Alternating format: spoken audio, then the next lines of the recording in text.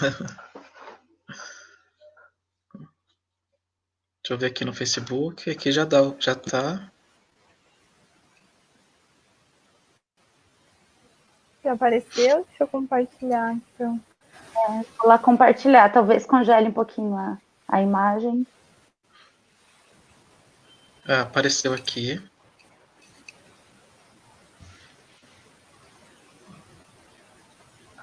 Já estamos ao vivo.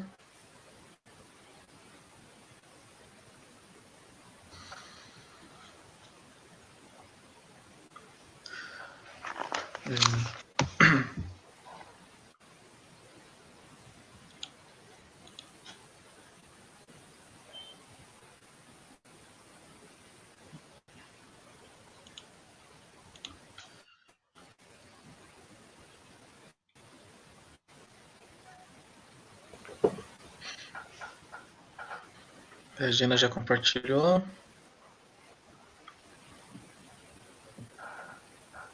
Maria Lúcia também já está por aí. Já consegui compartilhar, já voltei aqui, descongelou meu rosto. Maravilha. Esperar mais um pouquinho.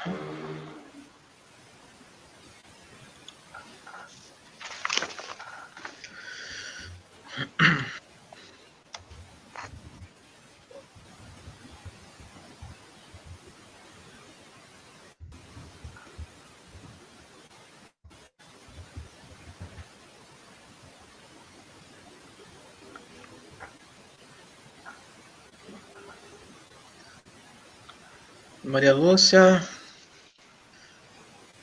boa noite. Tá sempre com a gente aí nas lives aí do Pensando Fora da Caixa. Vamos aguardar mais uns minutinhos.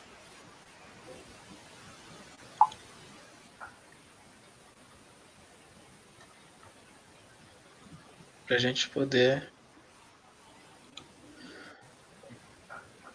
dar início aqui.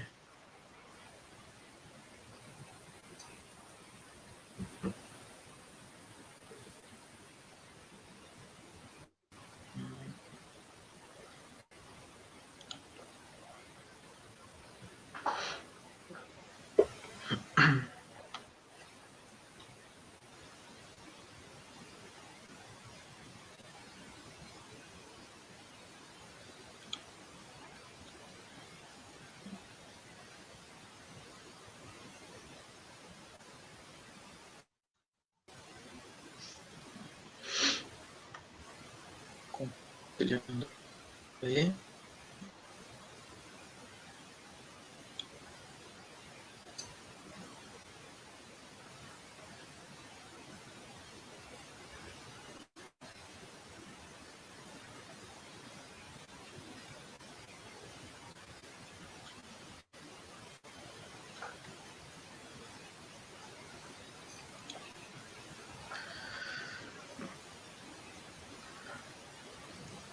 Flávio Fernando. Boa noite. Rosângela.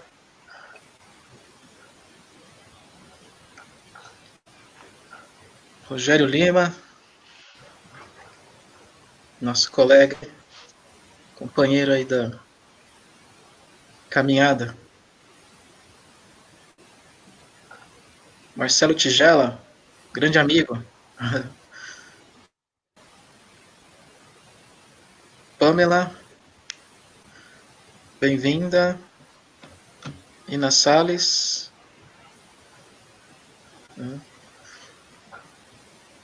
Boa noite. Todos, todas estão chegando aí para nossa live. É um assunto bastante importante, né? Importante e interessante, né? É um assunto que pouco falado, né? Por aí, ou quando é falado, de forma, às vezes, pejorativa, né?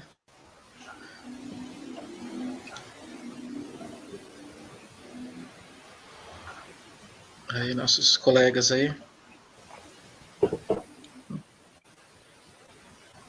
Todos bem-vindos, bem-vindas. Olha o Rogério.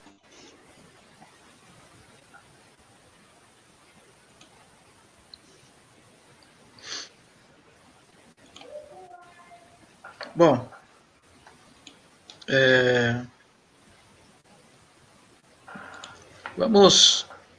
vamos dar início então, né? Nossa live de hoje. Então é mais uma edição do Pensando Fora da Caixa, que é uma proposta que tem por objetivo apresentar uma visão diferenciada dos assuntos relacionados à história bíblica, até antes do período bíblico e posterior ao período bíblico também, né? E também trabalhar textos bíblicos, textos considerados apócrifos, textos mais antigos, né? Como o que a gente vai falar hoje, e também trazer uma outra visão a respeito da Bíblia, a respeito da religião, a respeito do cristianismo, a respeito de todo esse movimento religioso que nós temos, né? Inclusive com questões atuais, questões modernas, que são bastante importantes para a gente poder conhecer, entender, né, compreender nossa realidade a partir desses conhecimentos da antiguidade. Certo? Olha, Vivi Mendes, da Unimes, bem-vinda. Todos aí que estão assistindo, que são da Unimes, que trabalham com a gente lá, bem-vindos. Bem-vindos. Bom, eu vou apresentar então as nossas amigas aqui, que vão trabalhar o nosso tema, que é as deusas no Antigo Oriente Próximo. Nós vamos trabalhar então sobre os ritos e a sexualidade. Tá? E para tratar desse assunto, nós estamos aqui com a Janaína Zdebski, que é doutoranda em História na Universidade Federal de Santa Catarina. Ela trabalha esses assuntos, né, das divindades femininas do Antigo Oriente Próximo, do período bíblico, né, com esse olhar a partir dos métodos da história. Inclusive, gostei da sua dissertação, né, bastante interessante. E também estamos com a Suelen Matos, que é doutora em Ciências da Religião na Universidade Metodista de São Paulo. E é professora da Unimes, né? Trabalha com a gente lá, comigo e com o Rogério e o Misael. E a Suelen, ela também trabalha dentro dessa área, né, das divindades femininas, na sua tese de doutorado, mais especificamente dentro desse campo da deusa chamada Asherá, ou Aserá, né? Depende da forma como é apresentada. E a sua dissertação de mestrado foi sobre o lado materno de Deus, né? E agora no doutorado está trabalhando mais diretamente com a Asherá, né? Os ritos, sacerdotisas, assim, ela vai falar sobre isso, né? Logo. Bom, então nós vamos falar sobre as deusas no Antigo Oriente Próximo, tá certo? Que é um tema bastante diverso e existe muita coisa a respeito disso, ou pelo menos existe muita história, né, para ser contada, para ser revelada, para ser entendida, compreendida.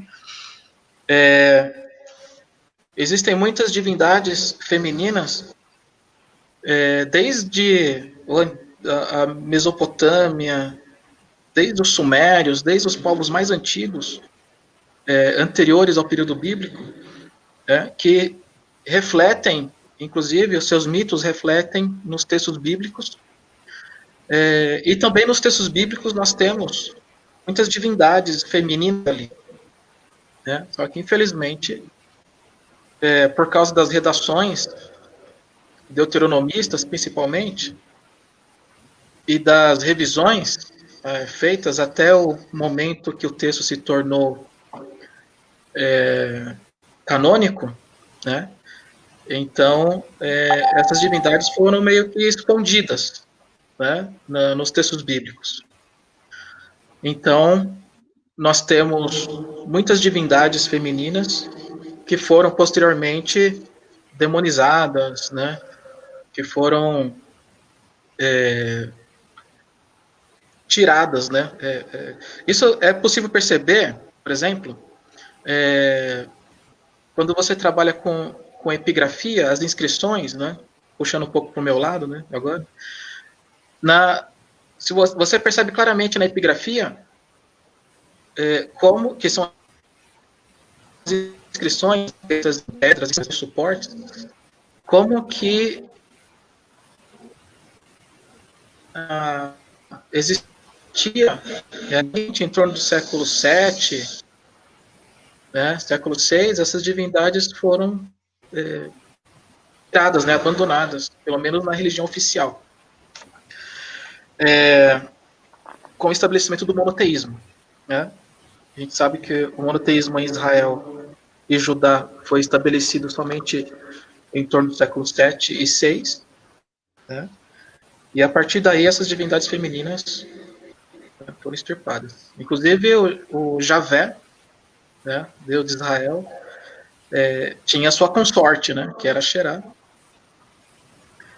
e foi casado com a Xerá por muito tempo. Depois divorciaram o Javé, né? Enfim. Inclusive nos ritos de fertilidade, né, que sempre estão ligados a isso. Bom, mas eu vou passar aqui a palavra para as nossas pesquisadoras, para elas falarem um pouco a respeito das suas pesquisas dentro dessa área, elas fazerem uma apresentação dessas divindades, né, as quais elas vão trabalhar, para ficar mais claro aí para todo mundo e a gente conhecer mais de perto quem são essas divindades e como são os seus mitos e como aparecem nos textos, na Bíblia, etc. Pedi para a Janaína começar, então, essa nossa primeira rodada da nossa live, falando sobre suas pesquisas nessa área e as divindades que você pesquisa, que você trabalha. Ok? A palavra é sua. Então, boa noite a todos e a todas que estão acompanhando aqui a nossa live. Eu me chamo Janaína, como então o Elcio já me apresentou, e faço meu doutorado aqui na Universidade Federal de Santa Catarina. Fiz meu mestrado também na Universidade Federal de Santa Catarina e eu também faço parte do Laboratório de Estudos Medievais, do Núcleo de Estudos Medievais da UFSC, o Meridiano. E na minha pesquisa, já na dissertação, eu venho pesquisando essa questão do sagrado feminino, dos cultos a deusas na antiguidade e como isso se expressa de diferentes formas, principalmente ali na região do Antigo Oriente Próximo, né, mais especificamente no Crescente Fértil. Então, na dissertação, eu pesquisei bastante o documento bíblico, então minha dissertação foi focada no Antigo Testamento enquanto fonte, buscando principalmente documentos que falassem a respeito do rito de prostituição sagrada e desses cultos que nos registros bíblicos, né, estavam relacionadas com divindades estrangeiras, principalmente femininas, como a Shirá, mas também fui relacionando como os ritos aconteciam também dedicados a deusas como Inanna ou Ishtar. Então, fui entrelaçando essa questão dos ritos que já apareciam nos documentos bíblicos com esses ritos dos povos mesopotâmicos. E agora, na tese, então eu venho pesquisando mais especificamente essa questão do rito, dos cultos e dos ritos dedicados a uma deusa, que é justamente a deusa Inanna. Então, a deusa Inanna, ela foi cultuada pelo povo sumério, que era um povo da região da Mesopotâmia, justamente o povo que tem os primeiros registros escritos sobre os quais a gente tem conhecimento nessa região, né? Então, os registros escritos mais antigos, e entre eles essa deusa era conhecida como Inanna e que veio a ser conhecida como Ishtar posteriormente pelos babilônicos e assírios. Então eu venho pesquisando os cultos dedicados a essa deusa em documentos sumérios, desde documentos oficiais relacionados a reinados e principalmente ritos grandiosos e oficiais, como os ritos de Ano Novo, por exemplo, mas também documentos mais ligados a práticas populares, como conjuros mais populares ligados a práticas comuns, né, do dia a dia, que também estavam relacionados com o culto a essa deusa. Então, venho me dedicando a pesquisar isso, e principalmente, então, os temas de sexualidade e guerra, que eram justamente os atributos de Inanna, né, como essa deusa que regia o sexo, a sexualidade, a fertilidade, não só humana, mas também dos campos, da terra, mas também as batalhas, as vitórias em guerras. Então, a deusa tutelar desses dois atributos. Então, é essa a minha pesquisa agora do doutorado, né? Fontes, documentos sobre guerra e sexualidade nesses ritos e cultos dedicados a Inanna entre os sumérios. E é basicamente esses temas que eu vou estar abordando aqui na live hoje também.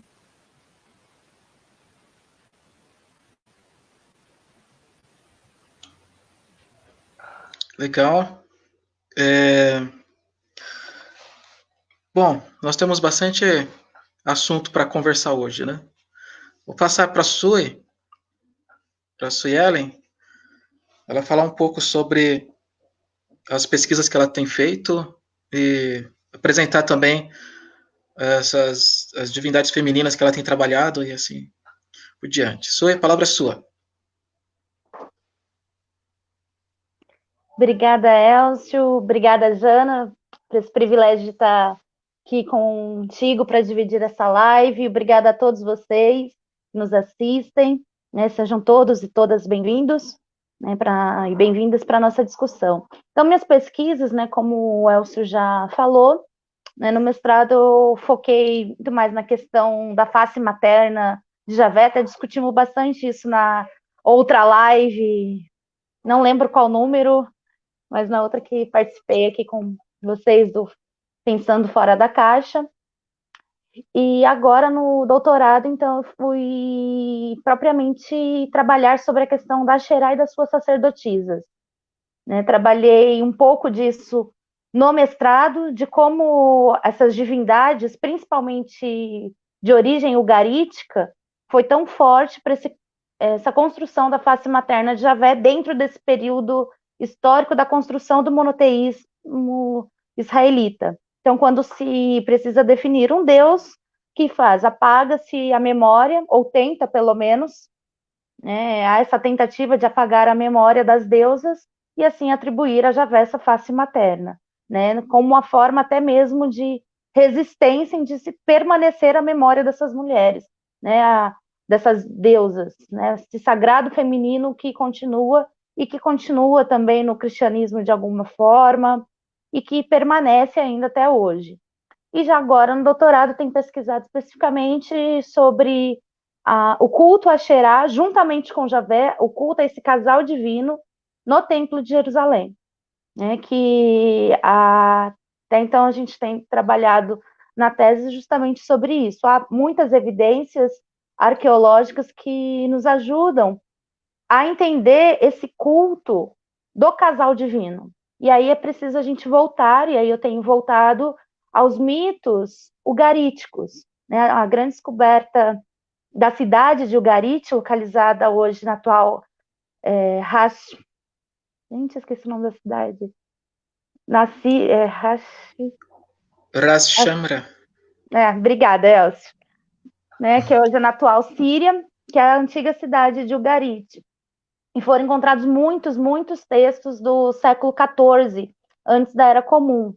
Né? Inclusive, até cópia do épico de Gilgamesh foi encontrado na biblioteca do sumo sacerdote de Ugarit. Né? Então, assim, que aí quando a gente vai discutir, vocês vão poder perceber de como que Asherá, Inanna e Ishtar têm atributos semelhantes. Né? Muitas coisas acabam convergindo em seus atributos.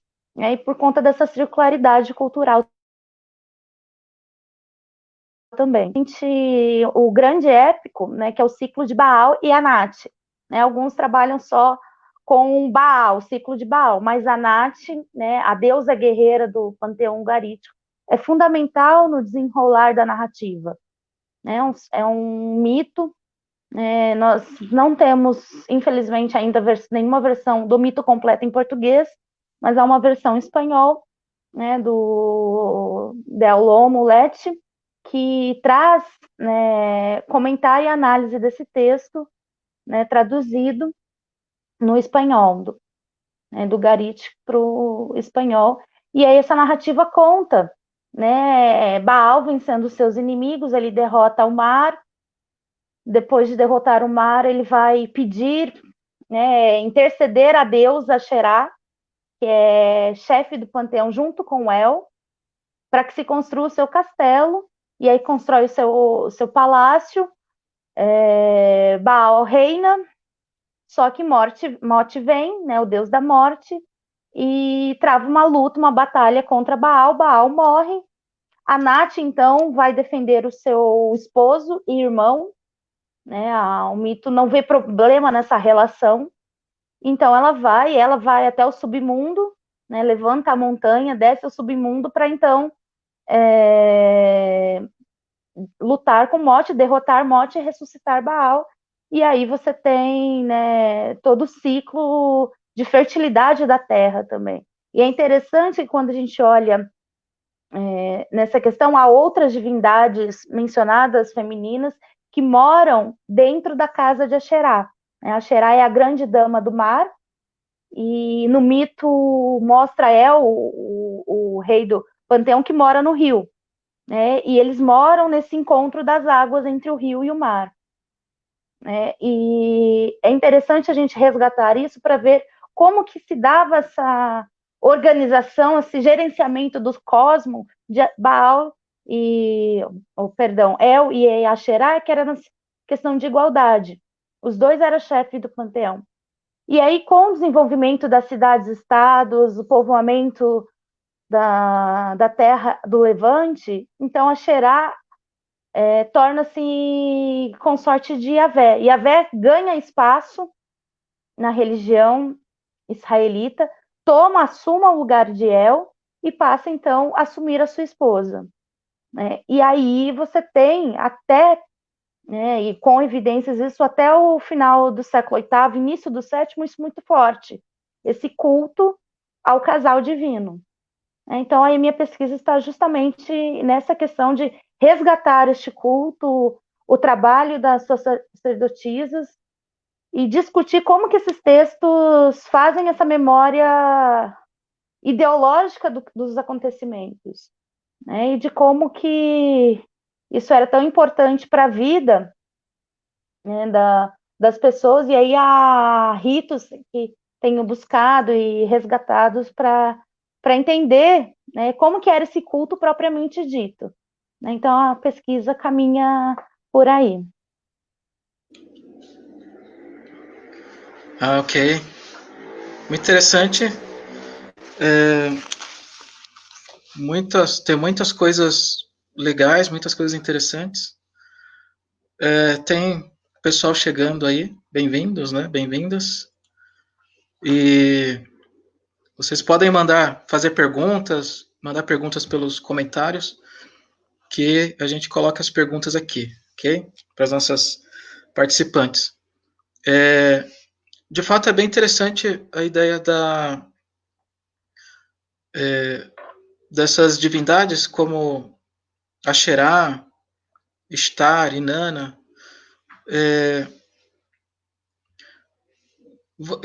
Fazendo uma pergunta aqui para a Jana, na verdade, pedindo para ela falar um pouco a respeito dessas divindades, Ishtar e Inanna, mostrando que relação que elas têm, por exemplo, com a história bíblica, se elas aparecem em textos, se existem ritos desse período, né, período bíblico.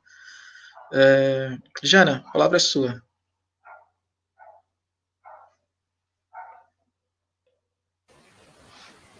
Então, na live passada que a gente fez, falando sobre mulheres na Bíblia e mulheres nessas narrativas bíblicas, eu tinha acabado comentando um pouco a respeito disso.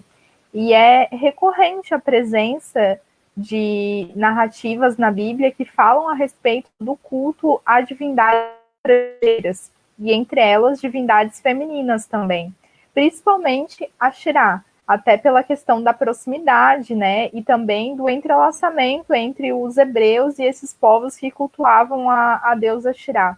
Então a gente consegue perceber uma presença bem maior da deusa Shirá do que de outras divindades da região, com certeza. Todas as vezes que ela é referida como poço sagrado, ou até mesmo chamada de Ashirá mesmo, na narrativa bíblica, né? Então é bem recorrente essa presença. Mas uma narrativa onde a gente pode perceber indícios de uma presença de Nana é a narrativa que eu havia mencionado do livro de Jeremias, onde há ali uma grande reunião, né, uma grande assembleia, e o profeta Jeremias, proibindo, então, esses cultos a divindades estrangeiras entre o povo, ele é afrontado por mulheres que falam para ele que elas fazem, sim, cultos à rainha dos céus, né? Então se referem a essa divindade como rainha dos céus e dizem que elas vão continuar fazendo porque eram assim que faziam seus pais, seus avós, seus maridos sabendo disso, e que então essas festividades e oferendas de bolos sagrados para a rainha dos céus iam continuar acontecendo porque era ela que garantia o pão e a fertilidade de alimento. E com os cultos apenas dedicados a Yahvé, elas estavam tendo, na verdade, falta de alimentos, morte, miséria e fome. Então, elas relacionam a falta de culto a essas divindades, a falta de culto à Rainha dos Céus, justamente com a falta de fertilidade e a falta de alimentos. Isso faz todo sentido, porque muitas dessas deusas da região, elas eram justamente as responsáveis por garantir a fertilidade dos alimentos, garantir boas colheitas, né? Então, quando essas deusas, elas de alguma forma se enfurecem, ou até mesmo elas se afastam, como a gente tem, por exemplo, o mito de descida de Ishtar, ou de Inanna, tem duas narrativas diferentes para cada uma delas, a gente consegue perceber que quando essa deusa ela desce para o mundo dos mortos, ela tem uma jornada de descida para o mundo dos mortos, a narrativa mitológica diz que toda a fertilidade na Terra se acaba, tanto a fertilidade animal, os animais já não cruzam mais, já não tem mais filhotes, os humanos também dormem sozinhos e isolados, já não se encontram mais os homens e as mulheres, as colheitas já não acontecem, ou seja, a ausência ou a fúria dessas deusas relacionadas com a fertilidade, a falta de cultos dedicados a elas, faz com que essa fertilidade na terra e no cotidiano também seja afetada. E essa preocupação a gente consegue perceber também na narrativa bíblica. Mas não só, no livro de Reis também essas narrativas têm uma recorrência muito grande. A própria Jezabel, né, uma personagem que cultuava, então, divindades estrangeiras, Baal, Ashirá, mas a gente também tem no livro de Reis, de 2 Reis, uma narrativa, por exemplo, da Reforma de Judá, que fala a respeito dos sacerdotes e sacerdotisas que ocupavam o templo de Yahvé. E é isso que é polêmico, porque a narrativa fala justamente de sacerdotes e sacerdotisas que deveriam ser retirados de um templo, onde eles praticavam a prostituição sagrada e também teciam véus para Ashirá. E nessa narrativa a gente consegue perceber que, então, possivelmente, espaços em comum eram utilizados para esse culto de Yahvé e culto dessas deusas estrangeiras também. Isso faz todo sentido, bem, que pensando no espaço sagrado, arqueologicamente, pensando no espaço sagrado enquanto estrutura, havia, de certa forma, então, eram geralmente os lugares altos da região, tanto que muitas vezes se referem aos templos e aos espaços sagrados como lugares altos. Então, havia um espaço propício para a construção de espaços sagrados, que possivelmente também, com toda a função de movimento que acontecia, novos povos chegando, povos que eram derrotados e todo esse movimento que acontecia assim na antiguidade, o que acontecia também era que templos de outros deuses passavam a ser ocupados também. Então é comum e é possível a gente encontrar essa questão de cultos a diferentes divindades acontecendo no mesmo templo, ou que templos em um determinado período histórico foram dedicados a uma divindade e depois passaram a ser dedicados a outra divindade. Né? Mas nesses relatos, nesses indícios e narrativas, a gente consegue perceber que havia, então, esses cultos a divindades estrangeiras entre o povo e também nos templos de Yahvé. Né? Sem contar também os achados arqueológicos que a própria Sue comentou na live passada e também comentou na abertura, né? Então, essas inscrições que traziam evidências de que o próprio Yahvé era cultuado ao lado de Ashirá enquanto sua consorte, né? E que toda essa questão de construção, porque foi um processo de construção de um monoteísmo em torno de Yahvé, né? Não foi algo automático, mas sim construído em etapas, em um longo processo. Esse processo, então, de construção de um monoteísmo em torno de Yahvé acabou por excluir e também apagar das narrativas essas divindades femininas e consideradas, então, colocadas como estrangeiras, mas que, na verdade, não eram estrangeiras, porque havia uma grande circulação entre esses povos, né? Eles não ficavam isolados uns dos outros, como a gente muitas vezes pensa que na antiguidade não havia integração, mas havia, por meio do comércio, dos casamentos, das guerras. Então, era comum essa circulação de pessoas que se colocam como estrangeiras, né? Mas toda essa necessidade de, então, fortalecer e consolidar uma identidade de povo em torno de um Deus único e também, né, com objetivos patriarcais, acabou levando à exclusão, então, dessas deusas, né, que eram cultuadas ali. E em todas essas narrativas que a gente vê elas mencionadas pelo nome, ou até mesmo por meio de ritos, como a questão da prostituição sagrada, ou desses ritos de sexo, como a gente pode chamar de forma mais abrangente e coerente, né, para pensar esses ritos a divindades ali na região, pode levar a gente a pensar também esses cultos a deusa Inanna ou a deusa Ishtar, né, que além de ser também, em muitos poemas, cânticos e hinos, referenciada como a rainha dos céus, né, assim como aparece na narrativa bíblica, era também uma divindade responsável pela questão da fertilidade, um dos atributos dessa deusa, então a fertilidade nos campos, na terra, e também a fertilidade humana, né, uma da fertilidade e do sexo, mas também toda essa questão da presença muito forte dela ali na região. Então, uma deusa que foi cultuada desde o povo sumério, como Inanna, então, e continuou sendo cultuada até os assírios, então, como Ishtar, também Ishtar entre os babilônicos, então, a forte presença dessa deusa ali na região.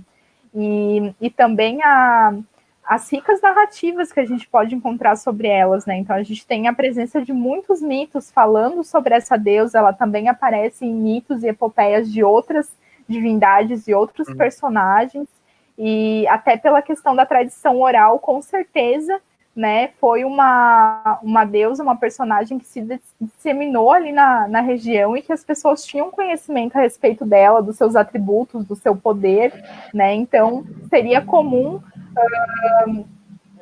considerar evidências de que os cultos e ritos a ela, de fato, eram praticados ao longo do tempo e também em um longo espaço geográfico ali da região. Sim. Interessante. Tem uma pergunta aqui do Rogério, aproveitando já a sua fala, que ele diz assim: Jana, qual a relação, a influência da Star na narrativa do Gilgamesh? Pois parece que ela tem um papel interessante sobre a figura de Enkidu. Então, a deusa Ishtar, ela aparece na epopeia de Gilgamesh e ela tem um papel muito importante mesmo. A deusa Ishtar, por muitos, ela é referenciada e conhecida como deusa do amor, mas ela não é uma deusa do amor especificamente, não é o amor um atributo dela, como se fosse esse amor do casamento ou algo do tipo. Ela é uma deusa do sexo mesmo. E quase como se a gente pudesse diferenciar amor e paixão. Então, ela seria uma deusa mais da paixão do que do amor, digamos assim. E ali na epopeia, ela fica enlouquecida de paixão e atração pelo personagem Gilgamesh, né? Mas ele é rejeitado por ela. Ela é rejeitada por ele, aliás. Então, ele não quer se envolver com a deusa e ele rejeita Ishtar. E isso, então, um acontecimento muito grave, né? Porque Ishtar era aquela deusa que era cultuada justamente por meio da referência a ela pelos atributos de sexualidade. Então, por exemplo, os hinos e poemas que a gente encontra de reis mesopotâmicos são justamente se colocando enquanto maridos da deusa, né? E colocando Inanna, então, como sua esposa sagrada, a mais bela, aquela para a qual eles vão prestar todo tipo de culto, de oferenda. Né? Então, era dessa forma que ela era cultuada. E era justamente isso que garantia a legitimidade desses reis enquanto reis. Era justamente por serem considerados maridos de Inanna e também por praticarem o rito de Erogamos ou do casamento sagrado, que era um rito de ano novo, onde uma sacerdotisa personificava a própria deusa, né? Ela ali quase que incorporava a deusa, digamos assim, na linguagem de hoje, e se casava então com o rei da cidade-estado. E esse rei passava a ter legitimidade enquanto rei porque era então o marido de Nana. E se escreviam então esses hinos e poemas diversos cultuando a deusa. E essa era uma prática que acontecia tanto como um processo político, então, de legitimação desse rei, mas também pelo aspecto sagrado, de necessidade desse casamento sagrado para equilíbrio cósmico, e considerando também que esse rei era um rei divino, né? Não era apenas humano. E Gilgamesh, sendo um rei, esse rei divino, que é o personagem mitológico de Gilgamesh, ele comete, de fato, uma afronta, né? Negando a deusa, rejeitando ela e não querendo se envolver com ela. E ela se sente completamente afrontada por essa postura de Gilgamesh, então ela se sente afrontada de rejeição que ele tem com relação. Então, a deusa Inanna, ela é o sexo, ela é a paixão, ela é a fertilidade, mas ela também é o oposto disso. Ela também é a destruição, a guerra e a morte. Então, ela é. Quando a gente pensa em divindades, não dá para pensar, né, com essa imagem de só traz algo bom e pacífico. Não, o divino é o todo, é o completo, né? E nisso também tem essa relação de amor e de fertilidade, de nascimento, de boas colheitas, mas também tem a renovação do ciclo pelo qual se passam as mortes, as destruições, o caos. Então ela também é isso. E aí, nesse momento, revoltada com a rejeição de Gilgamesh, ela envia o touro sagrado para destruir Gilgamesh e faz ali o caos, né, na vida dele. E é onde isso acaba resultando na morte de Enkidu, que é justamente toda a jornada de Gilgamesh que acaba se se revelando, né, depois disso, porque Enkidu era justamente o melhor amigo de Gilgamesh, né, que é uma amizade muito profunda, assim, só lendo o mito para compreender a conexão e a proximidade que os dois tinham.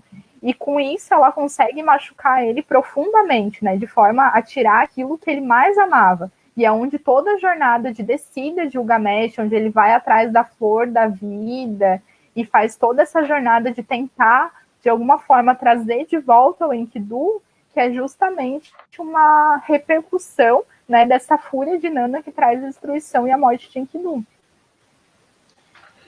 É bem interessante essas faces das divindades, né? O sagrado é aquilo que assim, aquilo que tá além do que a gente pode conceber, né? E o sagrado, ele tanto fascina como aterroriza, né? Ele tanto atrai como também expulsa. Então, no sagrado existem todas essas faces, né? Da bondade, da maldade. E a gente vê, por exemplo, até nos textos bíblicos, nos textos que são mais antigos, principalmente, sendo apresentado Deus, o Javé sendo apresentado como aquele que traz a doença e aquele que cura a doença, aquele que cria a paz, mas ele também cria o caos, né? Ele dá a vida, mas também tira. Então, quer dizer, as divindades têm essas faces que são aquelas coisas, aquelas ações que os seres humanos não têm controle, né? Como o próprio Baal, né? O cavaleiro das nuvens, da tempestade, assim por diante, né? Excelente. Tem um comentário aqui que eu vou passar para a Sui, que está mais direcionado para a Xerá, que a Maria Lúcia, ela coloca assim: li hoje no livro A Bíblia Desenterrada, de Israel Finkelstein, que o rei Josias não conseguiu impedir a veneração de imagens esculpidas, figuras de mulher em pé segurando os seios com as mãos, geralmente identificadas como a deusa Asherá, encontradas em abundância em moradias privadas em todos os principais sítios de Judá no final do século VII. Deixa eu tirar aqui rapidinho, senão vai cobrir o nosso rosto aqui, né? O comentário é grande. Mas assim, eu quero aproveitar e também fazer uma pergunta para a Sui em cima disso. Porque assim, a gente sempre vê, por exemplo, quando se fala de Israel Norte, sempre falar que Israel Norte, com sede em Samaria, tinha essas divindades, né, como Baal e Asherá. E até o próprio rei Acabe, ele foi, inclusive, foi meio que foi feita uma avaliação a respeito dele no texto dos reis 16, de forma negativa, porque ele teria colocado uma Asherá no templo de Samaria, né? E aí o que acontece? Quando o pessoal lê os textos, a impressão que dá é que só o norte é que tinha, só no norte tinha essa presença da Asherá, né? Mas aí quando a gente vê na arqueologia, a gente vê que existe, né, centenas e centenas dessas estatuetas e outras formas, né, como estelas e assim por diante. No caso de Arad, por exemplo, né? Então, quer dizer, queria que você falasse um pouco sobre essa presença da Xerá também, tanto no norte quanto no sul, e também lá no templo de Arad, na Judéia. Uhum. É bem isso mesmo. Se você faz uma leitura sincrônica do texto bíblico sem discutir, né, exegeticamente, ou uma análise mais atenciosa, a impressão que dá, e é a intenção dos autores, principalmente dos deuteronomistas, se a gente pegar o livro dos reis, é justamente essa, mostrar o quanto Israel Norte era perverso, mal, ruim, eles eram idólatras, e o quanto o Sul, Judá, né, e principalmente a figura de Josias, é o rei segundo o coração de Javé, muito mais do que Davi.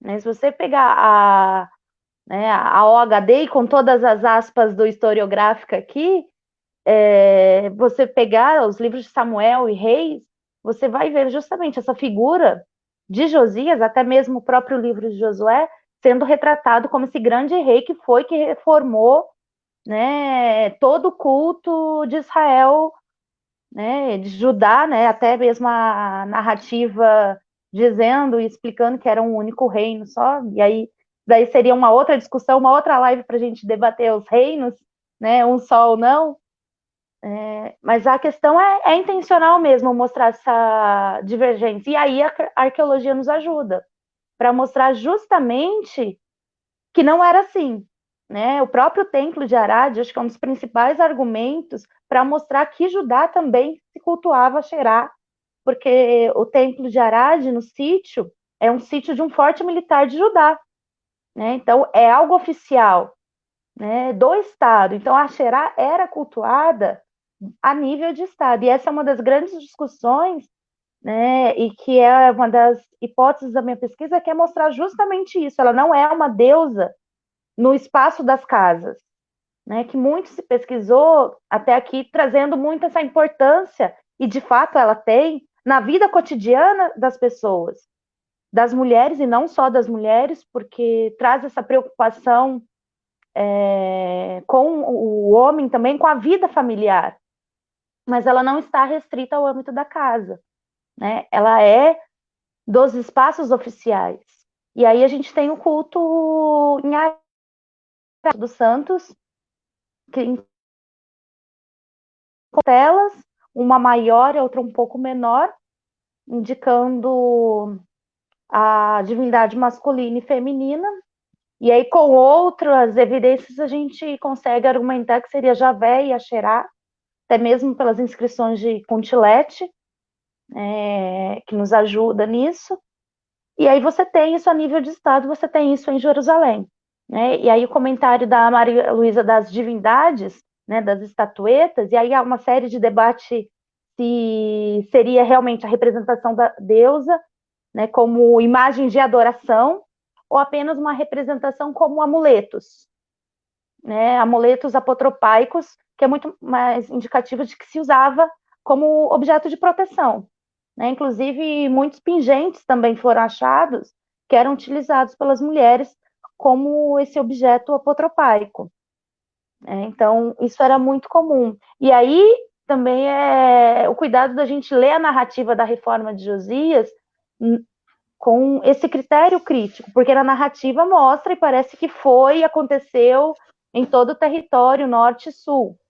Né? De fato, algo a nível de Estado aconteceu.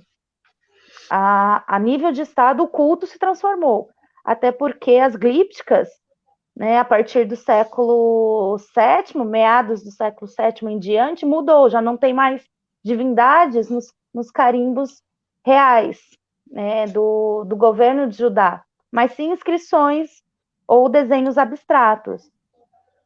Então, o Ellinger, inclusive, né, argumenta justamente falando isso. Olha, a nível de Estado, religião do Estado, houve uma mudança, até mesmo com interesses políticos, né, de se ter uma autonomia de Judá principalmente em relação ao Império Assírio. Então, se tentou essa autonomia, né, nessa busca, então você tem a nível de Estado, mas que na prática do povo isso não deixou de acontecer. Né? E até se a gente pular um pouquinho no tempo, quando a gente vê o texto de Zacarias, né, quando retornam, ou os que vêm, melhor dizendo, né, do exílio, precisam expulsar Xerá de novo do templo. E aí aquela questão que nem templo direito não tinha, mas tem que expulsar a Asherá de Jerusalém. Então ela é enviada para a terra de Sinar junto com suas sacerdotisas, aladas, numa descrição de demônios babilônicos. Bem pejorativo, inclusive, a descrição de como a imagem da iniquidade de Javé é tirada de Jerusalém. Então, quando a gente trabalha com isso, a gente consegue observar o quanto que esse culto a Asherá era tão forte em Judá também. E quão é importante a gente entender que ela não é uma deusa estrangeira para o povo de Israel e Judá, por conta até do surgimento dos reinos, de como surgiu, de como se originou o Reino do Norte e depois Judá. Então, ela é uma divindade que está ali desde o princípio, mas que nos textos, quando a gente olha o texto bíblico, ela é retratada como uma deusa estrangeira. E até interessante que você mencionou o Templo de Arad, até uma pesquisa recente, a gente discutiu isso no grupo de arqueologia, de maio, se eu não me engano, da Universidade Hebraica, que eles analisaram os materiais que ficam em cima do altar, do incensário que fica em frente às estelas, no maior e do menor. E no incensário maior encontrou incensos que eram queimados com gordura animal. E no incensário menor, o da divindade feminina, de Asherá, foi encontrado cannabis, que era queimada com esterco de animais. Então, que era utilizado a maconha para os cultos de Asherá e Javé. E isso é para perceber de quão rico era o culto, porque era algo importado da Índia. Não era a população, a periferia que teria acesso a importar cannabis para poder utilizar e queimar nos rituais, e aí tem alguns relatos de que isso era utilizado para o momento do parto, para aliviar as dores do momento do parto, ou simplesmente para a questão estática do culto. Então, como é um artigo recente, ainda há muito que se pesquisar e se discutir, mas é interessante a gente observar justamente isso, do quão importante e do nível social que era. Não era algo marginalizado o culto à deusa. Sim, exatamente. É muito, muito importante a gente saber e deixar bem claro, para as pessoas que nos assistem aqui, que as divindades femininas, elas tinham um papel importantíssimo em toda a vida social ali do Antigo Oriente. E falando de Israel e Judá, a gente vê como que as divindades femininas, elas também continuavam tendo essa importância, tanto na religião quanto na vida social, na vida particular, na vida privada. A gente vê, por exemplo, vários textos, por exemplo, das mulheres de Jacó, com as divindades, levando as divindades, até escondendo essas divindades. Então, ver como que elas estavam presentes, até porque eram as divindades femininas que tinham essa relação com a fertilidade, então, a fertilidade do solo. Então, quando eles iam plantar, nas épocas de plantio, essas divindades estavam ali presentes no seu cotidiano. Na colheita, eles estavam presentes. Também na fertilidade do gado, seja do gado grande ou pequeno, mas então elas estavam ali presentes no sentido de produzir e que aquele gado ele produza e tenha suas crias, em abundância. Da mesma forma como também para as mulheres, terem filhos. Então, naquela época do antigo Israel, pelo menos, a gente sabe que não era muito bem visto uma mulher que não podia gerar filhos, né? Então, ela tinha que ter essa função social ali. Então, se recorria a isso, né? Às vezes o problema não era nem da mulher, né? Às vezes era do próprio homem, né? Mas a mulher é que ficava marcada como quem não podia. Então, nós vemos como que as divindades femininas estão relacionadas a isso. E também a sua importância social, né? Que com o tempo, conforme a religião vai se tornando monolátrica e monoteísta, né? Essas outras divindades vão perdendo espaço. Tem aqui uma pergunta do Alexandre, que ele diz assim: prezadas pesquisadoras, como nós explicamos uma construção tão negativa do Ocidente em relação ao papel do feminino no culto, uma vez que as mulheres na religião antiga, tanto no serviço quanto na mitologia, né, as deusas, detinham um papel bem mais relevante para as religiões desse período? Acho que essa pergunta dá para fazer, as duas podem até dar uma resposta, né? Bom, vamos passar para a Jana. A Jana pode trabalhar essa questão aqui. Acho que essa é importante, né? Então, é uma questão muito importante e perpassa justamente por essas pontuações que a gente vinha fazendo até agora, né? De como esse processo de construção de um monoteísmo em torno de Yahvé acabou por excluir muito a presença dessas deusas, tanto das narrativas quanto proibir suas práticas de culto, que acabavam acontecendo, né? Como a gente tem os indícios tanto de fontes escritas quanto arqueológicos de que esses cultos aconteciam mesmo sendo proibidos, mas isso leva a gente a pensar justamente o que está por trás desse processo de construção, né, de um projeto religioso que excluía essas deusas femininas, porque de fato, quando a gente vai pensar todo o mundo, qualquer região do mundo, em diferentes períodos históricos, a gente consegue encontrar a presença de deusas. Desde pensar os povos aqui da América Latina, até pensar os povos celtas, os povos do antigo Crescente Fértil, do Extremo Oriente, da Índia, da China antiga, a gente consegue encontrar a forte presença dessas deusas femininas. E, inclusive, responsáveis por todo esse papel de criação, né? E tendo também sacerdotisas envolvidas no seu culto. Então, mulheres como lideranças religiosas no período.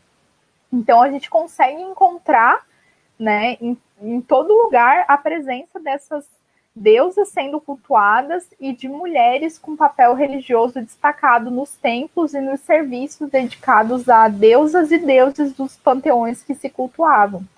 E o que a gente precisa diferenciar, principalmente, é que, apesar disso, a gente não pode considerar que não existia um patriarcado entre esses povos, porque isso não é real. Quando a gente vai pensar, mesmo esses povos que cultuavam deusas, a gente também percebe a existência de uma organização social patriarcal, onde os homens tinham mais direitos garantidos, onde as mulheres muitas vezes eram colocadas enquanto submissas a esses homens, não tinham alguns direitos que os homens tinham, né? Então a gente consegue ainda encontrar uma organização social patriarcal, mesmo entre os sumérios, os babilônicos, os assírios, que cultuavam Inanna e Ishtar, né? E isso não é garantia, por exemplo, de você ter uma sociedade matriarcal ou algo do tipo, porque deusas eram cultuadas, porque às vezes é uma relação que se faz, né?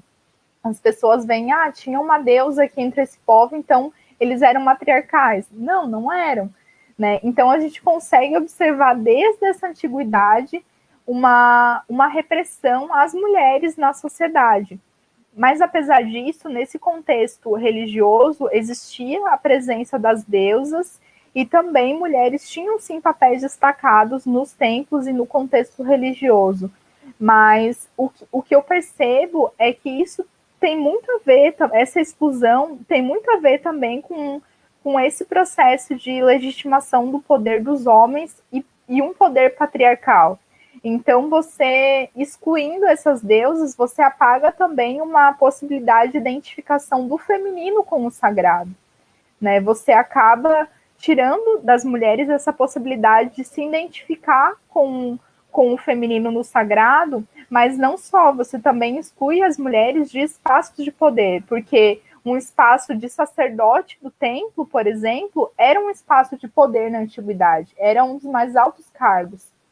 Então, você tirar as mulheres desse espaço de poder e garantir que eles sejam apenas de homens, como isso se estende até hoje em dia, a gente vai ver que a maioria dos líderes religiosos hoje, né, em diferentes religiões, eles ainda são majoritariamente homens, inclusive algumas com proibição de mulheres ocuparem determinados cargos, e a gente vai ver que isso também tem a ver com poder, né, que isso também tem a ver com lugar social.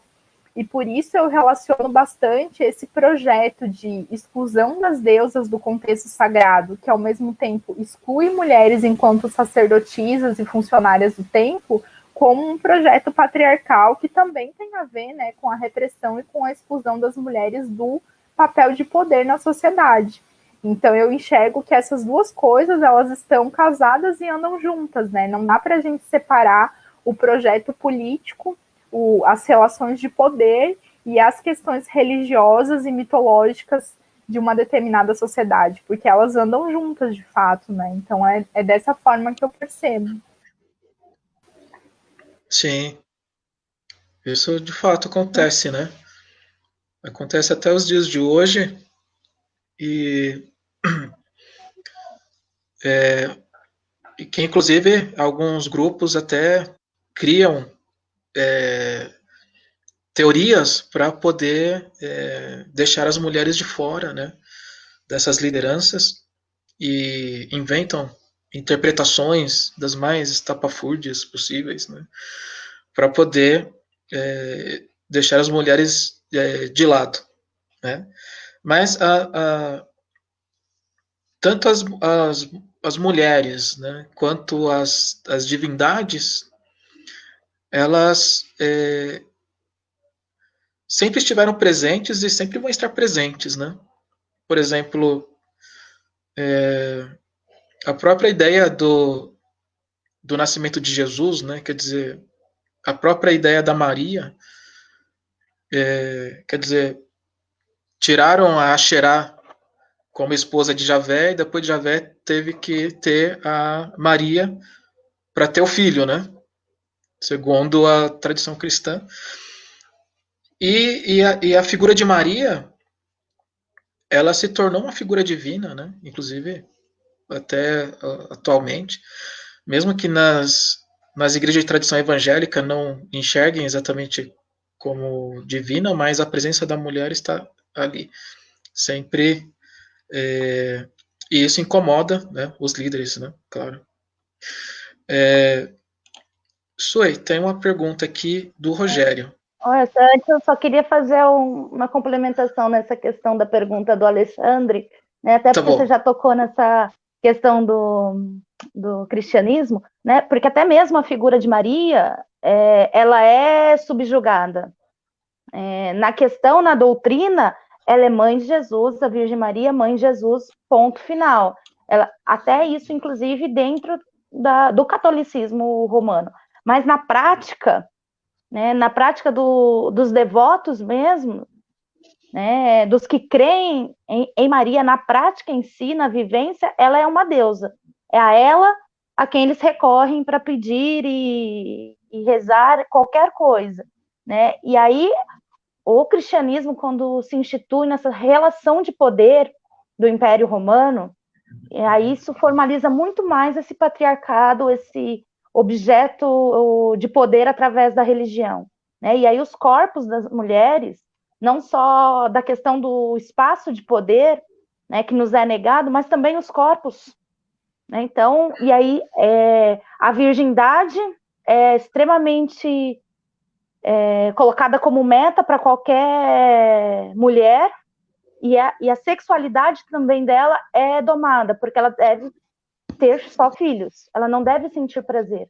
Diferente do que quando a gente vai para os textos das deusas do Antigo Oriente, já que esse é o nosso recorte, se fôssemos para as outras também veríamos isso, a questão da sexualidade importa, não só o gerar filhos, né? A questão de ter um útero e a possibilidade de gerar vida é um detalhe, né? Mas quando se liga esse objeto de poder, né, a conquista de poder através da religião, os corpos das mulheres também sofrem, não só a negação dos espaços de poder. Excelente. Sui, eu vou passar isso aqui para você e aí a gente vai para a segunda parte da nossa live, tá? O Rogério diz o seguinte: Sui, mesmo a destruição de Jerusalém pelos babilônios tendo um papel de ruptura no aspecto religioso em Judá, conseguimos detectar continuidades no culto de Asherá. Quer dizer, conseguimos detectar continuidades no culto de Asherá. Você poderia falar um pouco sobre essas continuidades? Então, retomando um pouquinho até o texto de Zacarias, que comentei, né, esse é um texto que mostra que a permanência desse culto continuou mesmo após a destruição do templo. Né? A própria retomada do texto que a Jana colocou de Jeremias, né, em que se tem essa referência a Ishtar, ao mesmo tempo misturado um pouco com Asherá, porque tem momentos em que as duas são muito similares por conta tanto da questão da Asherá, mas também dessa convivência com os assírios, né? Judá foi dominada pelos assírios, então você tem isso, e aí a acusação a gente vai continuar fazendo. Estamos aqui no Egito porque deixamos de fazer bolo e de cozinhar e de queimar lenha para a rainha dos céus, mas nós vamos continuar.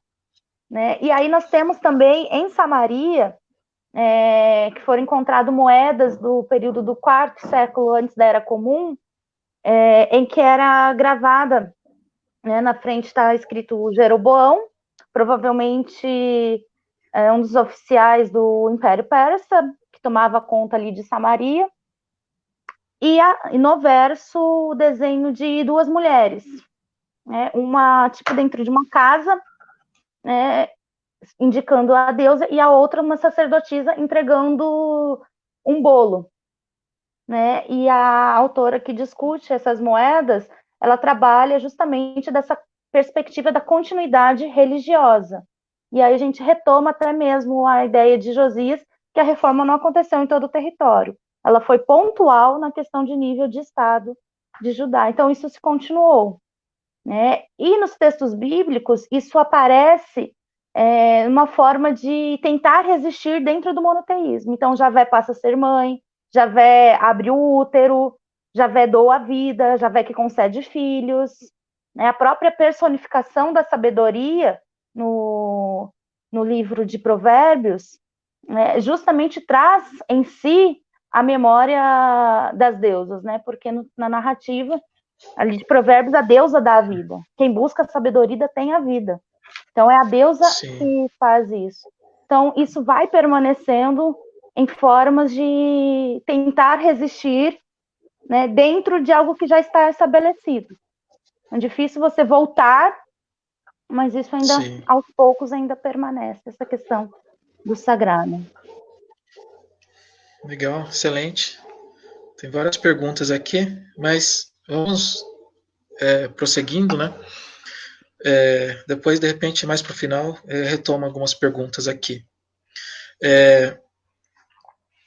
Mas a gente vê como que essa dinâmica, né, das divindades é uma coisa que está muito presente nas narrativas, mesmo que os escritores e os redatores dos textos tentaram colocar as divindades femininas de lado, mas só o fato deles tentarem, elas acabam aparecendo, né?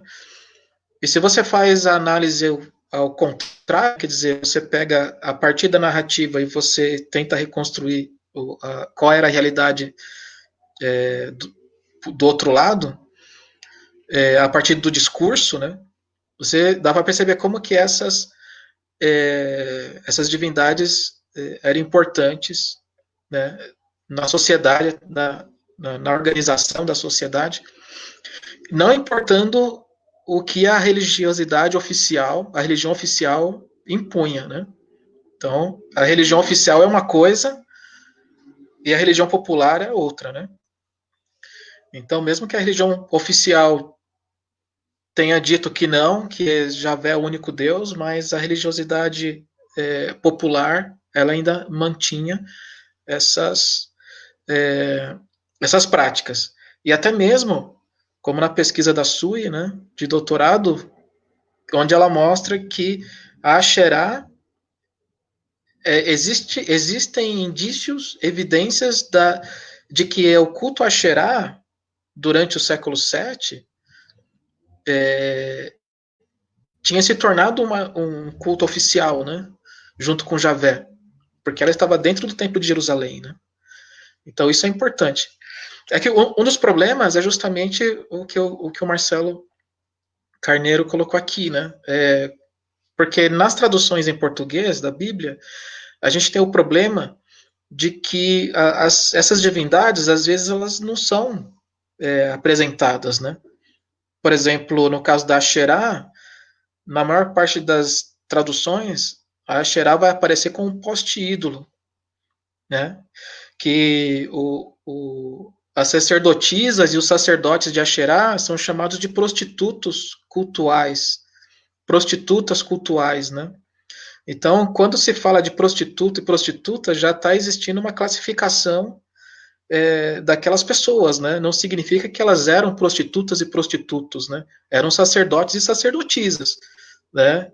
De uma religião ligada a Asherá. Então, como a religião oficial, ela vai e... né?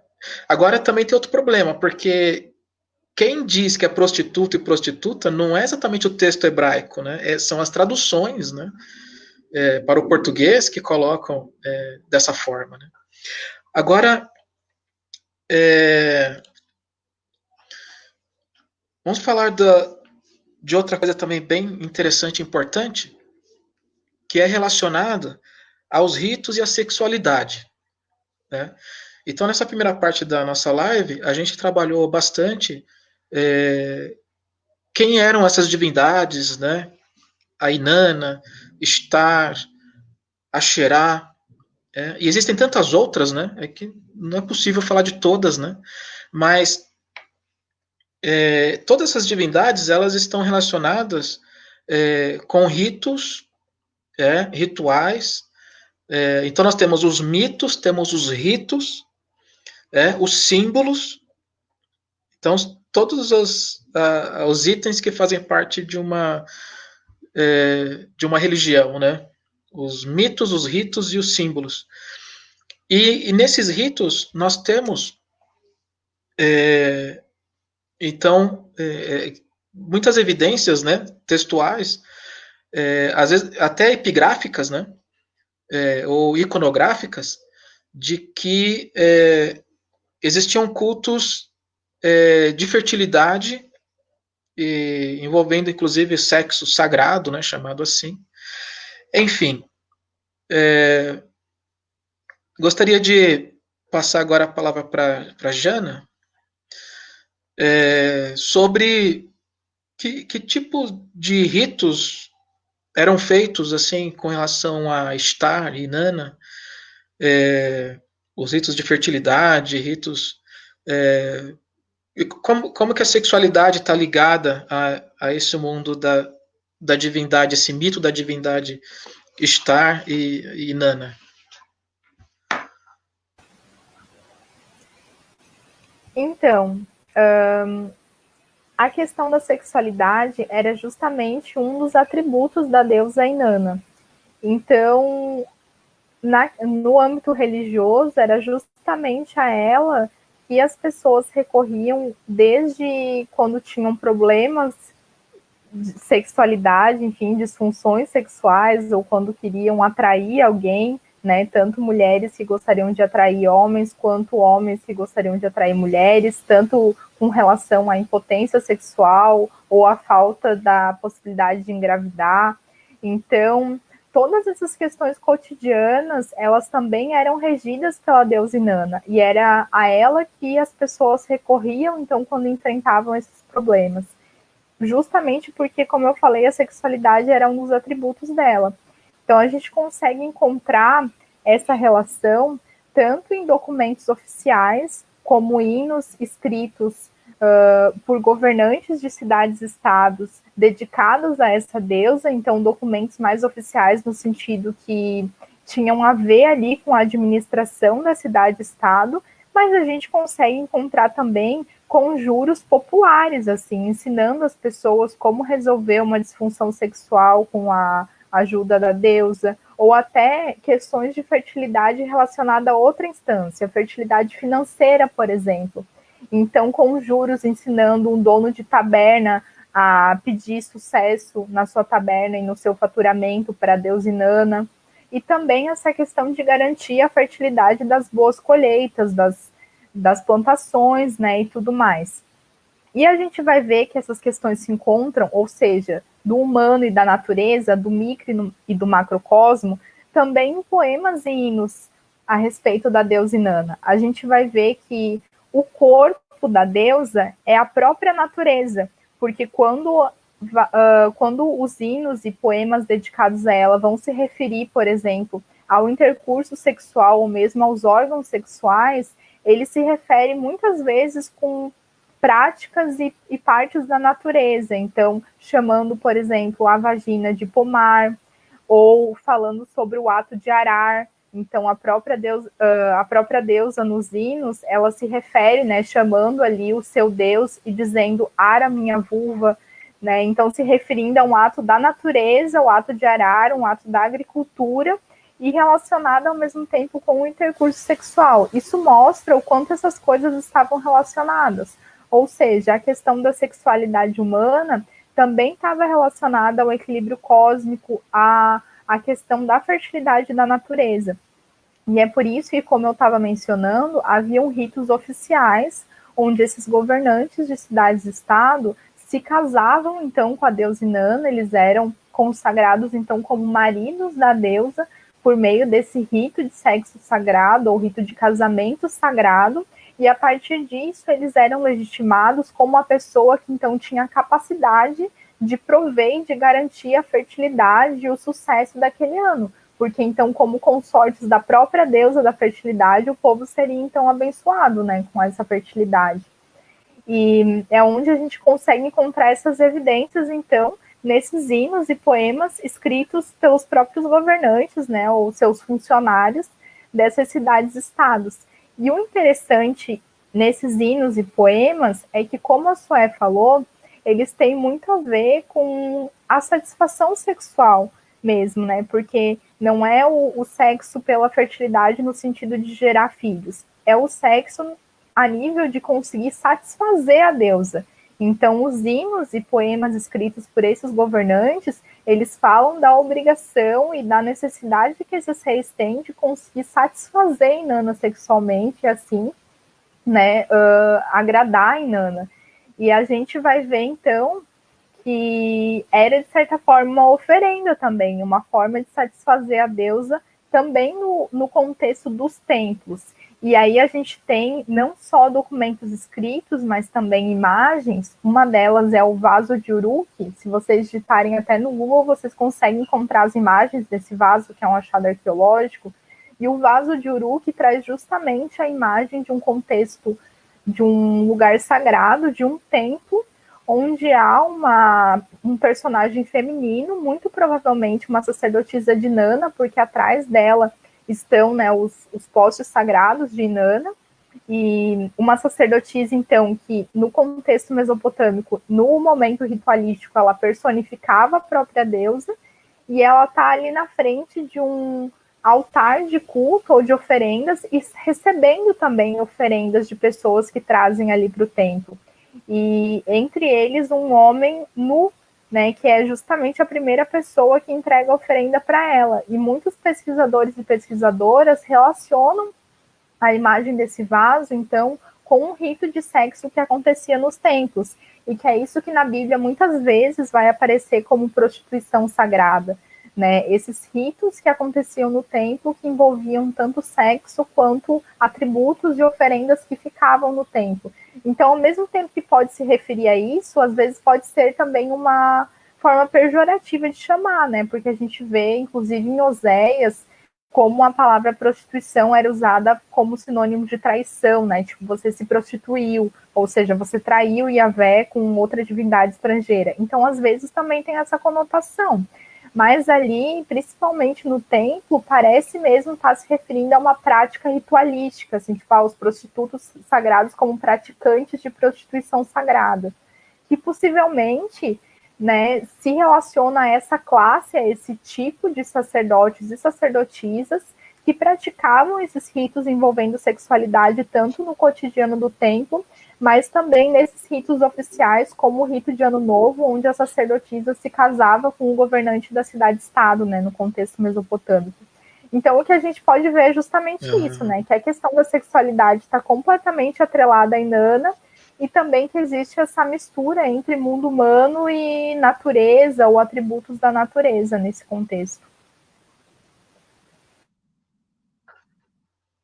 Isso é muito interessante, porque também aparece, por exemplo, no poema Cântico dos Cânticos, que é atribuído a Salomão, né? A gente sabe que é um cântico posterior. É que assim, para quem lê os textos em português, as traduções, as traduções elas não mostram exatamente o que tem no texto, né? Porque o texto vai falar de seios, vai falar de vulva, vagina, de sexo, né? Mas as traduções elas dão uma amenizada, né? Justamente por diversos motivos religiosos, né? De moralismos e assim por diante. Mas é muito interessante como que no texto vai aparecer essas cenas, né? Por exemplo, e junto dessas cenas de sexo que tem no livro dos cânticos, sempre tem uma árvore, né? Principalmente uma macieira, né? Isso é interessante, né? Até porque um dos símbolos ou uma das formas como a Xerá aparece é na forma de uma árvore, né? Uma árvore com frutos e até você vê animais e pessoas se alimentando dessa árvore. E, no entanto, você vê essas formas, né?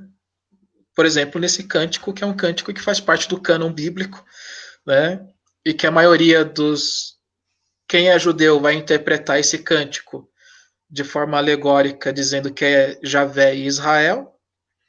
E para quem é cristão, né, quem segue o cristianismo, a tendência é interpretar como sendo Jesus e a igreja, né? Só que é um texto extremamente, o conteúdo extremamente sexual, né? Então, é um texto bastante empolgante, bastante interessante.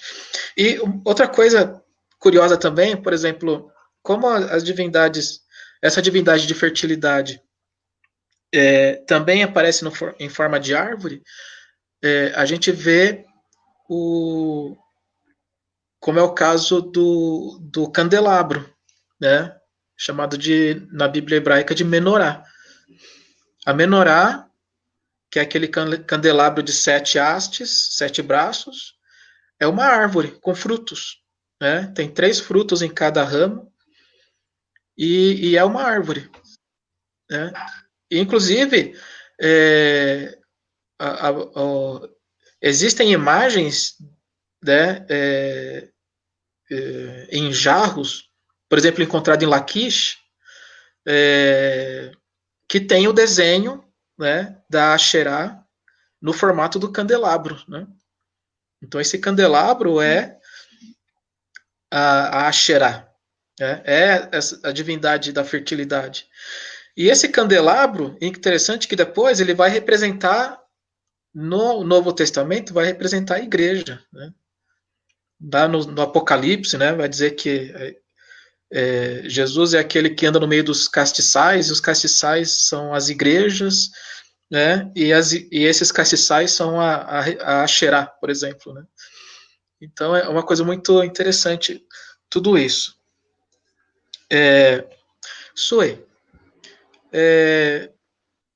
você que trabalha mais diretamente ligada aos mitos, né, da Asherá, e também trabalha aquele texto bem polêmico, não vou dizer que polêmico exatamente, mas é um texto intrigante, que nas traduções em português apresentam aquelas pessoas que trabalham no templo de Jerusalém para Asherá como prostitutos e prostitutas, né? Mas que no texto hebraico não aparece como prostituto e prostituta, aparece como Kedoshim e Kedeshot, que são os sagrados e as sagradas, né? Kedoshim, os sagrados, e Kedeshot, as sagradas. Mas nas traduções em português, normalmente aparece como prostitutos e prostitutas.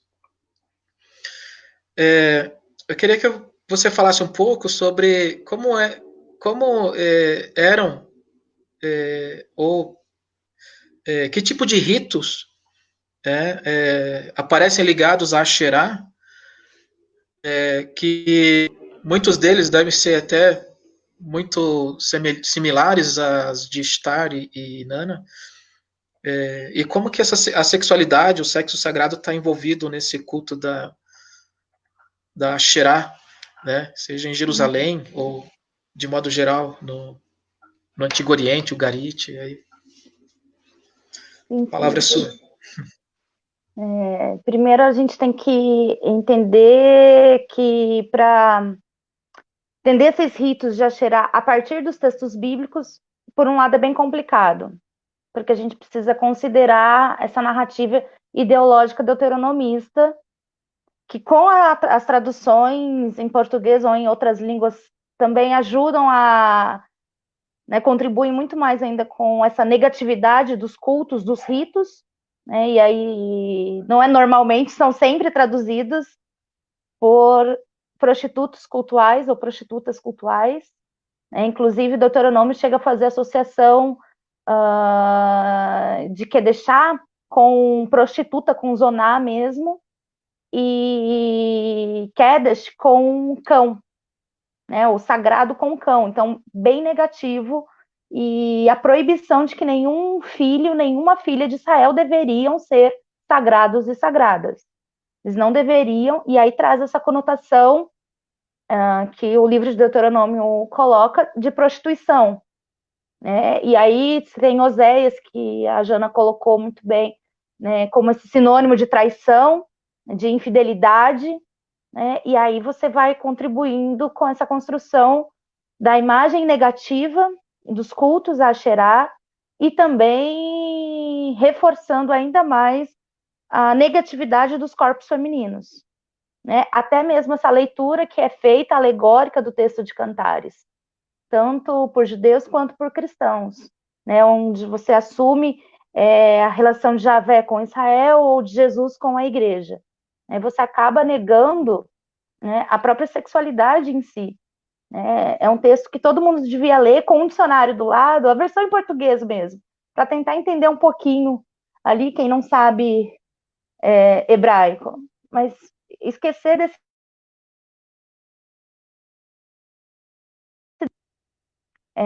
a dinâmica da relação de sexo entre um homem e uma mulher, né, que o objetivo é satisfazer um ao outro.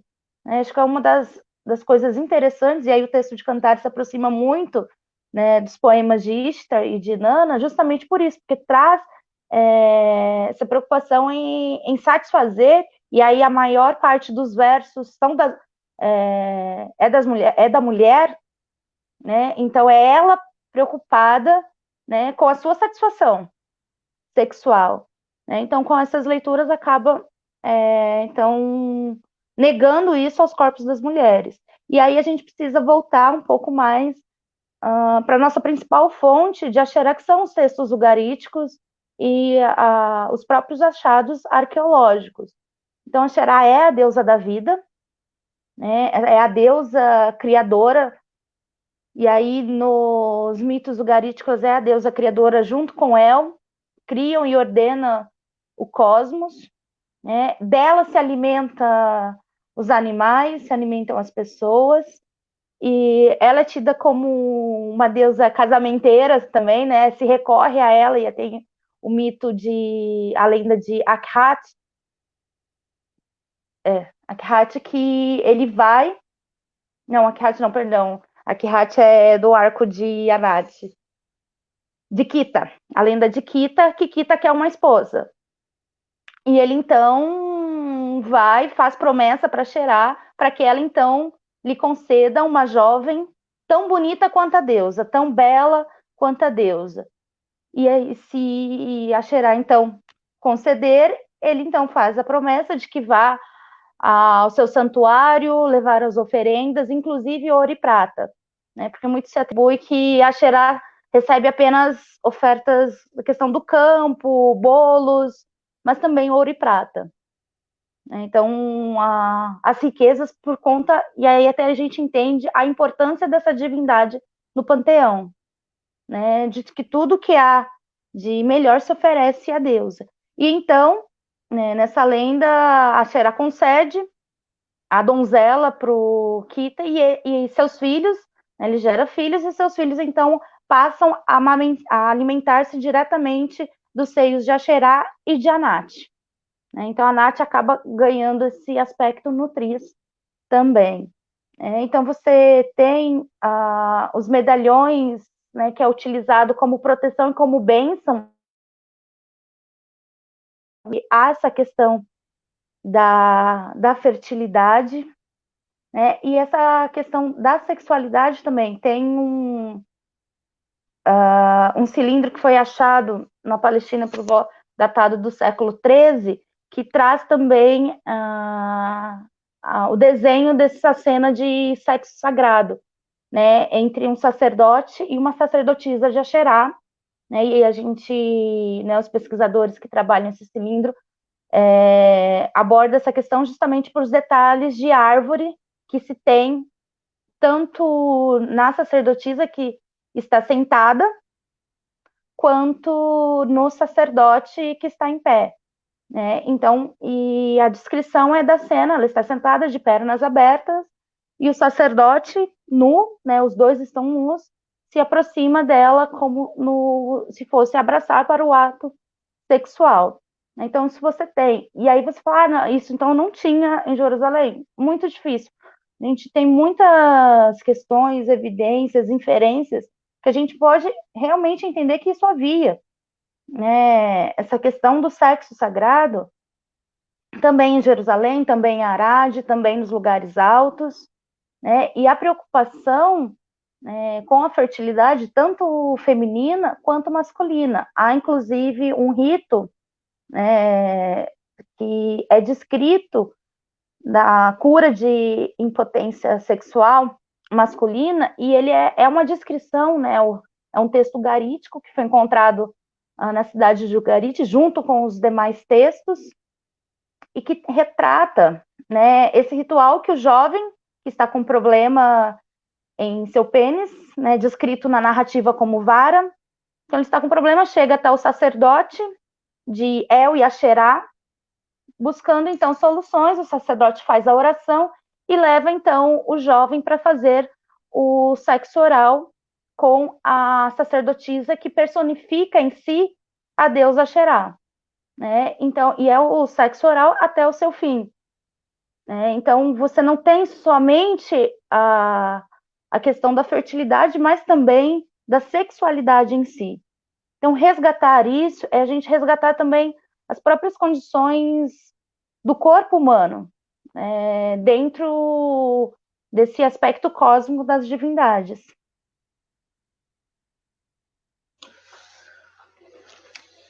Excelente.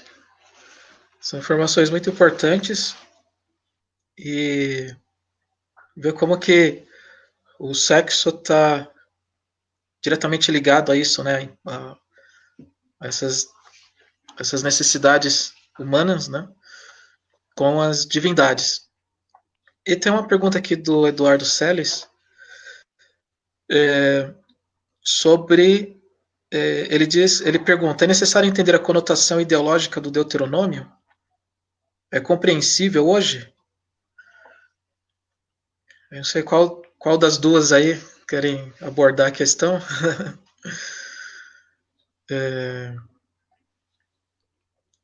Bom, Eu posso responder, já que a questão de falei bastante do Deuteronômio, né, é fundamental, né? Acho que para a gente entender o Deuteronômio, entender a obra deuteronomista também, é fundamental a gente entender essa visão, esse projeto ideológico deles, né? E aí até pegando a própria ideia de Riqueiro, né, que traz essa questão de a utopia, que é o que move para um objetivo, e o objetivo deles é o Estado independente de Judá, então está associado diretamente com o projeto político de Judá, de Josias, né, em se ter essa independência, que na prática só vai se concretizar com os asmoneus. Mas se tem isso, e é isso que motiva, e para se ter essa independência, você precisa de uma divindade muito forte, que é o que ressalta, então, a figura de Javé e traz essa deterioração da imagem de Asherá. Inclusive, até mesmo o Deuteronômio proibindo a construção, né, ou colocar uma Asherá ao lado do altar de Javé. Se você tem a proibição, é porque a prática acontecia. E era muito comum. Né? Então, é fundamental a gente entender essa perspectiva ideológica para a gente compreender melhor os textos bíblicos e não deixar a narrativa nos guiar pelo nariz. Acredito que em toda fonte isso é necessário, Sim. né? Quando a gente pensa analisar e interpretar uma fonte, é preciso que a gente se atente aos vários contextos dos quais ela faz parte. E quando a gente pensa os períodos pré-modernos, é preciso compreender também que não havia essa separação que a gente vê hoje entre religião, ciência, política. Essas coisas elas estavam entrelaçadas. Né? Então, quando você está analisando, seja uma narrativa bíblica, seja um mito, seja um hino à Inanna, você também está analisando o governante, você está analisando a política de Estado, você está analisando diversas questões sociais, políticas e conjunturais ali daquele contexto que não tem a ver somente com religião ou com crença religiosa. Né? Então, quando a gente trabalha com essas fontes, a gente não está trabalhando só religião, mitologia, enfim, a gente também está trabalhando política, sociedade, economia, comércio e diversos outros temas que a gente pode encontrar nesses documentos também, né? E tudo isso é preciso ser encarado de forma crítica e necessária, né? Para que aquela fonte não acabe sendo interpretada ou analisada somente pelo viés religioso, quando na verdade ela está falando de outras coisas. Sim, realmente. Tudo precisa ser analisado de forma crítica, né? Tem que ser. Quando você vai direto às fontes antigas, também tem que ter esse olhar crítico, porque tudo vai ter uma ideologia, né? Seja a favor ou contra, ou dependendo se aquele texto, aquele mito sofreu interferências no período de transmissão e de cópias, né? Até mesmo nos registros mais antigos, feitos em pedras, estelas, onde os textos são testemunhos da própria época, né? Porque estão registrados na pedra. Só que quando você pega e compara os mitos, né? Escritos nos tabletes de argila, no que for, você percebe que existem alguns até regionalismos ou diferenças entre si. Jana, sobre o mito da Star e Nana, qual dos mitos, esses mitos, eles refletem diretamente nas narrativas bíblicas, né? Então, por exemplo, a divindade que a gente mais vê, pelo menos pelo nome, a Asherá, né? Que mais aparece nos textos hebraicos, né? As traduções acabam escondendo isso, então as pessoas não percebem. Mas a gente sabe que o mito da Asherá também é bem antigo, né? Você tem esses registros da Yugarit, né? Onde aparecem outras divindades femininas, como Anat, que é uma divindade importante também. A gente vê, existe o ciclo de Baal, né? Onde o Baal acaba vencendo, mas na verdade quem vence é a Anat. A Anat é que vence por Baal, né? Tudo. E com relação a Star, quais são os mitos assim mais existem diferenças de narrativas dos mais antigos para os mais recentes, digamos assim, que você já estudou, que você já trabalhou, assim, relacionados ao mito e ao rito, né, da Shtar e Inanna? Então, existem diversos mitos da deusa Inanna e também outros mitos e narrativas onde ela aparece. A epopeia de Gilgamesh é um exemplo disso, uma epopeia onde ela aparece, apesar de não ser a personagem principal, mas também diversos outros mitos onde ela é a personagem principal, né, que são mitos relacionados diretamente à jornada dela enquanto deusa. Tanto o mito de Nana e do Muse, né, que fala sobre ela e o seu consorte, então, do Muse, quanto o mito de descida de Inanna, que é o mito onde fala sobre a descida dela ao submundo, essa jornada de descida dela ao submundo, ao mundo dos mortos, onde ela encontra sua irmã Ereshkigal. Então a gente tem uma diversidade de narrativas escritas falando sobre ela. E essas narrativas, muitas vezes, elas se repetem ou aparecem de forma parecida com relação a Ishtar. Então, a gente tem, por exemplo, o mito de descida de Inanna, que é um mito sumério, mas a gente tem também o mito de descida de Ishtar, que é como a deusa era chamada posteriormente pelos babilônicos e assírios. Eles têm coisas em comum, tem muita coisa em comum, mas também se diferem bastante. Então, na medida em que esses mitos eram tanto passados pela tradição oral, quanto à medida em que eles eram reescritos com o passar do tempo, eles também sofriam muitas alterações, né? Então, o mito de descida de Ishtar não é idêntico ao mito de descida de Nana, eles sofrem alterações, eles têm questões diferentes. A epopeia de Gilgamesh também tem uma versão suméria e uma versão babilônica. Então, a gente vai encontrar essas diferentes versões dos mesmos mitos. Mas sobre Nana, a gente tem um arsenal muito rico de documentos escritos, tanto de mitos completos, como eu trouxe alguns exemplos aqui, né? Mas a gente tem pelo menos uns 4 ou 5 mitos completos, tanto mitos onde ela aparece de alguma forma, quanto uma diversidade enorme de hinos, poemas e cânticos escritos em homenagem à deusa. E a gente tem isso disponível tanto em bancos de dados, quanto até certas coisas traduzidas, né? Porque a gente até estava conversando antes de começar a live, o professor Jacinto Lins Brandão, da Universidade de Minas Gerais, vem traduzindo, por exemplo, alguns documentos, né? Ele traduziu a epopeia de Gilgamesh e recentemente ele traduziu o mito de descida de Ishtar ao mundo dos mortos e publicou, né? Então, é um livro que já se encontra à venda e é uma tradução desse mito que a gente já tem acesso em português. Então, é possível hoje em dia encontrar essas fontes e essas narrativas de forma bastante acessível. Muito bom. De fato, a gente já tem alguns materiais, né, em português.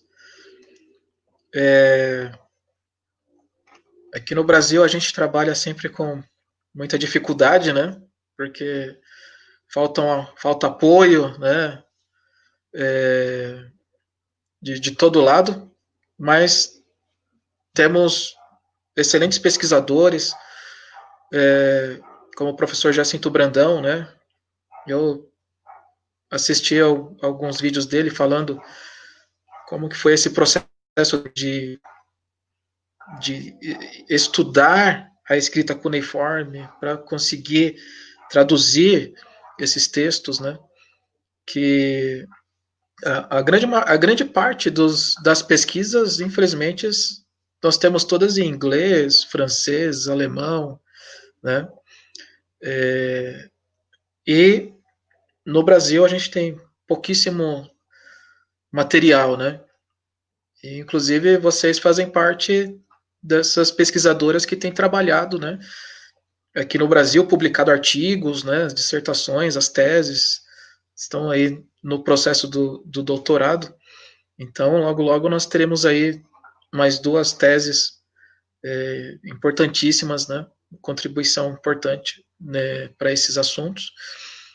E a gente precisa continuar trabalhando, né? Produzindo, e para que esse conhecimento mesmo se espalhe, né? E alcance aí o povo aí. Bom, o assunto é muito fértil, né? Tem muita coisa para falar, mas o tempo já não nos permite, né? Mas foram excelentes contribuições. Existem muitos outros pontos que seriam necessários trabalhar um pouco mais, né? Como, por exemplo, o caso do deuteronomismo, né, relacionado à Bíblia hebraica, ou trabalhar por exemplo, o mito em Ugarit, né, por exemplo, que é fantástico também, até os mitos da Ishtar, que está traduzido aqui pelo professor Brandão, mas o tempo não nos permite. Então, eu vou passar a palavra para vocês duas. Como a Jana falou agora, eu vou passar para a Sui, já para dar uma palavra para fechar, então, né, a nossa live, a nossa fala, e pode fazer os agradecimentos, tal. Tudo bem? Sui, com você. Obrigado, Elcio. Obrigado, Jana, por dividir esse momento de fala. Obrigada a todos vocês que nos assistiram, que acompanharam, comentaram, né, perguntaram. Foi uma discussão muito enriquecedora. Se deixar, pelo menos por mim, eu falo a noite toda de Axerá, né? Inclusive, o apelido na universidade já não me chamam mais Suelen, é Axerá que chegou. Então, se a deusa chega, a gente está junto.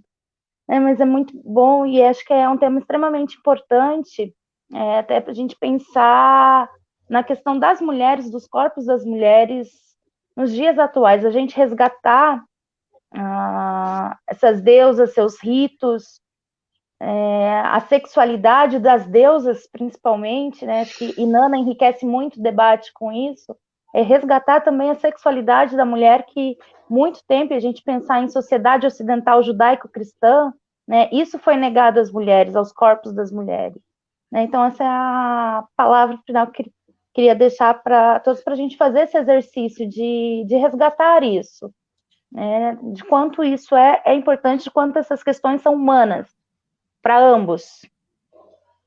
Então esse é o meu abraço a todos vocês. Próxima, você, Elcio, deu boas discussões. Legal. Jana? Então, gostaria de agradecer muito também ao convite, né, para estar presente novamente numa live aqui do projeto. Agradecer o Elcio pela mediação, a Sué também pela companhia e pelas ideias que a gente teve de compartilhar as nossas pesquisas aqui e os temas em comum que a gente debate, para todo mundo que assistiu.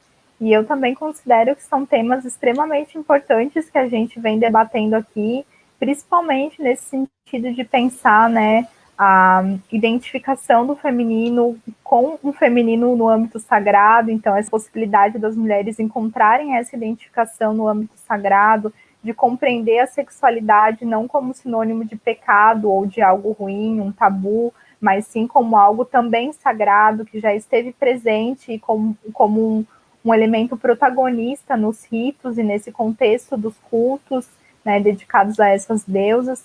Então, penso que são temas de extrema importância para a gente estar debatendo atualmente e pensando também as mulheres, as deusas e todo esse contexto do sagrado feminino. Obrigada novamente a todos e a todas. Ok. Agradeço a presença da Jana, da Sui. São aí nossas companheiras de pesquisas e de trabalho. Estamos sempre em contato, né? Visando aí sempre o progresso das pesquisas, né? Visando sempre trazer essa visão diferenciada, né? Que é a proposta desse nosso grupo, né? Que é o Pensando Fora da Caixa. Justamente para mostrar que existem outras formas de enxergar as coisas, existem outras formas de pensar a respeito de determinados assuntos, existem outras formas de interpretar, né, a vida, interpretar a religião, interpretar os textos bíblicos, interpretar os mitos, de forma não somente como se faz, né, em certos grupos, olhar tudo isso de forma extremamente negativa, mas também mostrar que existem muitas coisas importantes que nos ensinam como que era o modo de vida, como as sociedades eram organizadas em torno, no caso do nosso tema, em torno das divindades femininas, né? Mas a gente pode ver que existem mulheres que foram muito importantes, por exemplo, no cristianismo, que tiveram suas memórias apagadas ou tentaram apagar suas memórias, né? Nós temos, por exemplo, nos evangelhos, temos nos textos considerados apócrifos, né? Como a história de Tecla, né? Paulo e Tecla, muitas apóstolas, discípulas e assim por diante, e que atualmente elas são muito reprimidas, né? Por conta das suas ações prodigiosas, né? Então, agradeço mesmo a vocês, especialistas aí nessa área, e agradeço também a todos os que acompanharam aí a nossa live, muitos amigos e amigas aqui que a gente já conhece de perto, outros a gente tem contato mais por aqui, pelo Facebook, mas todos são bem-vindos e bem-vindas, e próxima sexta-feira, às 20 horas, teremos mais uma das nossas lives, né, com mais um assunto bastante interessante. Então não perca, né, o Pensando Fora da Caixa, todas as sextas-feiras, às 20 horas, ok? Obrigado a todos e a todas, e até a próxima.